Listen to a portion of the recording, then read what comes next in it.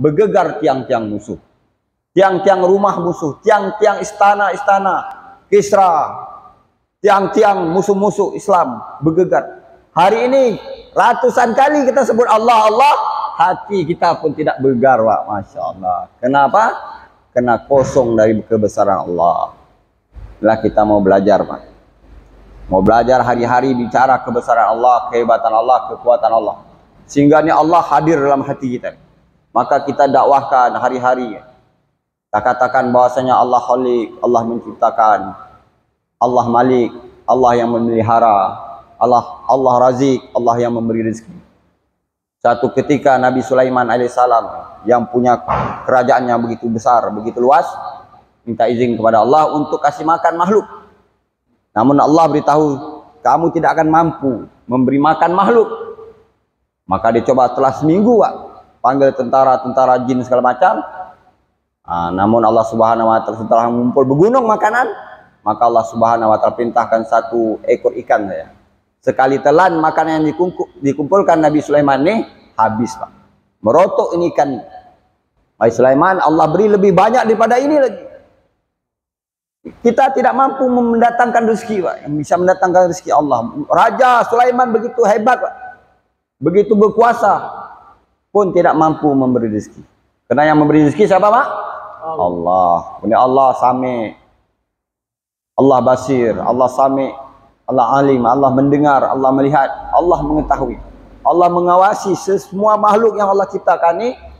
Allah mengetahui, Allah memelihara semua. Allah yang Allah ciptakan ini, Allah beri rezeki atas perkara itu, Pak. Maka kami mengajak sama-sama kita ini belajar, Pak. Belajar lagi dan lagi, belajar membicarakan kebesaran Allah, kehebatan Allah. Sehingga apa? Sehingga ini hati kita tunduk kepada perintah Allah Subhanahu wa taala. Apabila hati kita tunduk kepada perintah Allah, maka kita melaksanakan perintah-perintah Allah dengan mudah, dengan senang hati, dengan bergembira, karena kita punya Allah yang begitu besar, yang begitu agung, yang begitu mulia. Kita mempunyai Allah Rabb yang begitu bijaksana, yang begitu penyayang, yang begitu penyantun, Pak. Yang betul berkuasa, Pak. Yang maha adil, yang maha bijaksana, Pak. Yang maha pemurah. Inilah kita punya Rabb, punya Allah. Allah perintahkan kepada kita ini untuk minta apa saja, Pak. Allah mempunyai gudang kekayaan, gudang, Pak. Allah beritahu dalam hadis kursi, Pak. Andaikan manusia dan jin Allah ciptakan dari awal sampai akhir, semuanya meminta kekayaan dan semuanya Allah berikan kekayaan. Allah beri, semua mengambilkan kekayaan dari gudang khazanah Allah, maka bagaikan air yang dicelupkan di jari, Pak.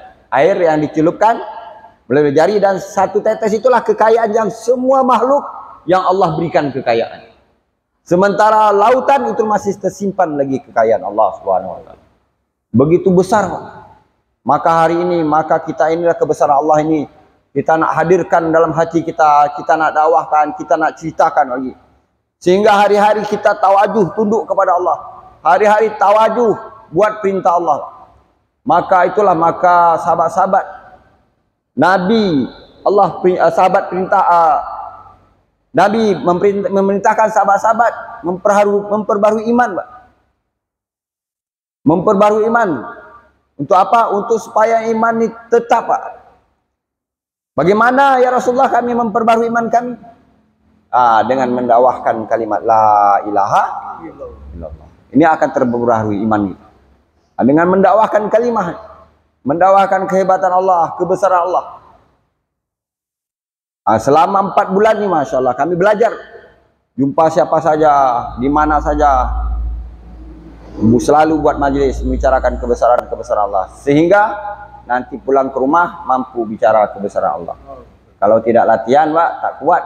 Mau bicara kebesaran Allah sama anak istri aja tak kuat. Nanti siapa yang datang beri rezeki, yang beri rezeki yang di atas.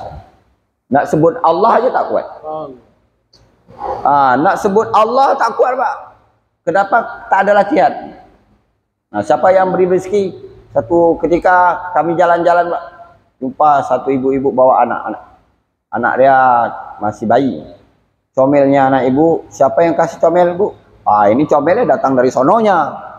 Padahal yang mendatangkan comel itu kan Allah. Dia nak sebut Allah tak mampu. Ah, ini comelnya datang dari sononya. Nak sebut nama Allah tak kuat. Ah, tunggulah. Jadi semua ini tergantung yang di atas lah. Kita ini tak bisa buat apa-apa, tergantung pada atas. Padahal di atas cecak ada, pelapun pun ada, pohon pun ada, burung pun ada. Kenapa? Karena tak latihan.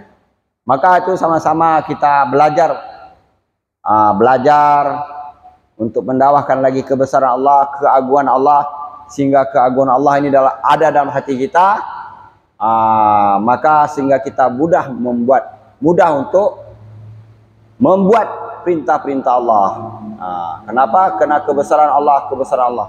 Ini satu jamaah kita, Pak, untuk datang kepada saudara-saudara kita bersilaturahmi dengan kasih sayang, dengan lembut, mengajak mereka untuk taat kepada Allah, untuk mengenal Allah, untuk memasukkan keagungan Allah, untuk buat perintah Allah.